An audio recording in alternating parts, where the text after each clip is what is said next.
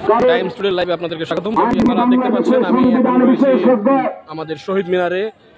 এখানে সমাবেশ পরিচালনা করা হচ্ছে।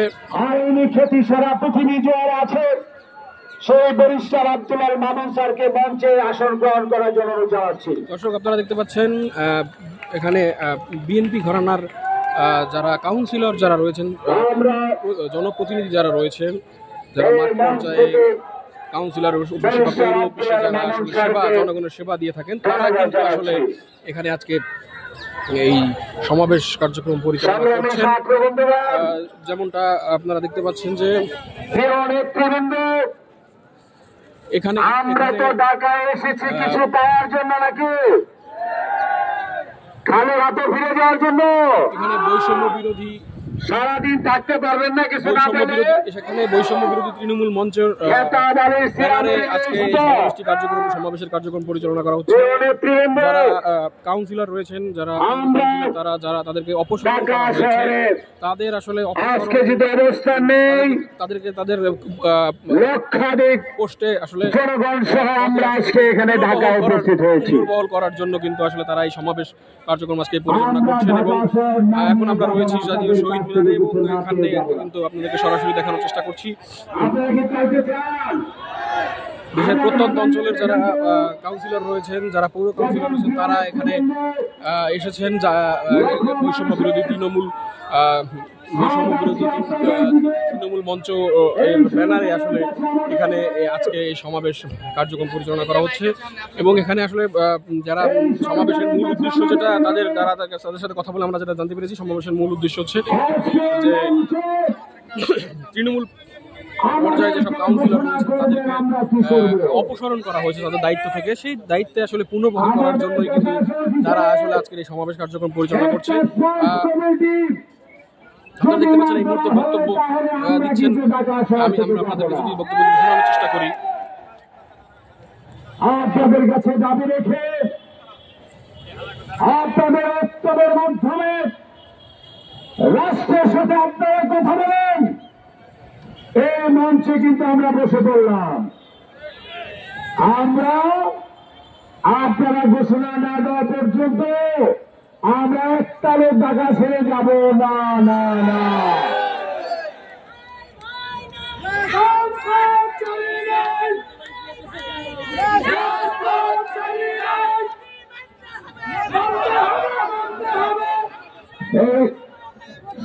যেমনটি বলছিলাম যে বাংলাদেশের বিভিন্ন প্রান্ত থেকে কিন্তু আজকে এখানে মানুষজন জড়ো হয়েছেন।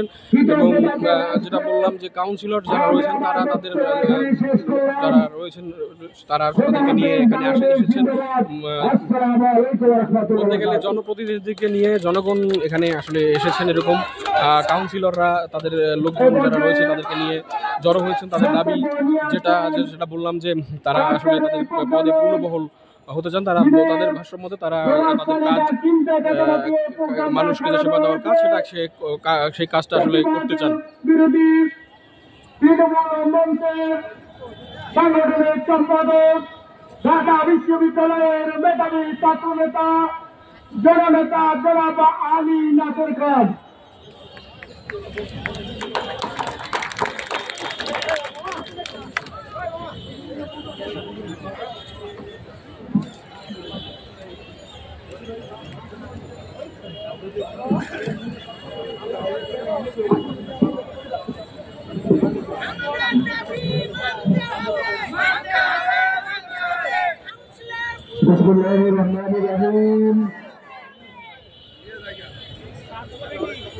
প্রতিবাদ বিরোধী তৃণমূল মঞ্চের নেতৃবৃন্দ এবং বাংলাদেশের নাগরিকবৃন্দ, আসসালামু আলাইকুম। আজকে যে মঞ্চে দাঁড়িয়ে আছি, এই জায়গাটি অত্যন্ত পবিত্র। 52-তে যারা ভাষা আন্দোলন করে ভেতরে তাদের রক্ত ঢেলে দিয়েছেন, তাদের স্মৃতির সাথে মিনারে জড়িত। 3 আগস্ট যখন এক দফা ঘোষণা করা হয়, বৈষম্য বিরোধী ছাত্র আন্দোলনের তৎকালীন নেতা নাহিদ ইসলাম যখন এক দফা ঘোষণা করেন, আপনারা জানেন এই মঞ্চ থেকে জনতাকে সাথে নিয়ে তিনি সেই এক দফা ঘোষণা করেন। দর্শক, যেমনটি আপনাদেরকে বলছিলাম যে আসলে দেশের বিভিন্ন জায়গা থেকে তারপর এখানে আসেন। 5 আগস্ট ঢাকার আশপাশ থেকে যা রয়েছে, যেমন নারায়ণগঞ্জ থেকেও কিন্তু আসলে এসেছেন, এবং বরিশাল থেকেও আসতে আমরা দেখেছি, রংপুর থেকে আসতে দেখেছি, আমরা রাজশাহী থেকে মানুষজন আসতে দেখেছি। দেশের বিভিন্ন অঞ্চল থেকে তৃণমূল পর্যায়ে এখানে কিন্তু লোকজন এখানে এসেছেন, এবং কাউন্সিলররাও কিন্তু এখানে এসেছেন। একের পর এক কাউন্সিলর তাদের চেষ্টা করছেন এবং তাদেরকে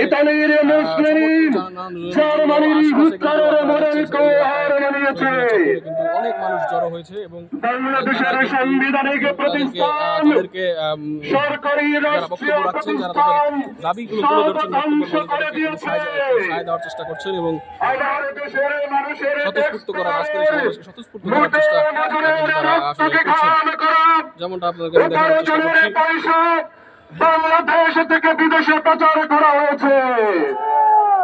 বাংলাদেশের জনপ্রশাসনে, মিলিটারি প্রশাসনে যারা ছিলেন, বাংলাদেশের মানুষের দাবিগুলো যদি আমি একবার আপনাদের সামনে তুলে ধরি, তাহলে বলতে হয় যে আসলে আজকে যারা গণতন্ত্রের পক্ষে কথা বলেছে, যারা সরকারের দুঃশাসনের বিপক্ষে কথা বলেছে, যারা কাউন্সিলর রয়েছে, তারা এখানে জড়ো হয়েছেন এবং তাদের দাবি হচ্ছে যে তাদেরকে তাদের কাজে পুনর্বহাল করতে হবে, তাদেরকে বহিষ্কার করা হয়েছিল এবং পুনর্বহালের দাবিতে কিন্তু তারা আজকে এখানে সমাবেশ কার্যক্রম পরিচালনা করছে।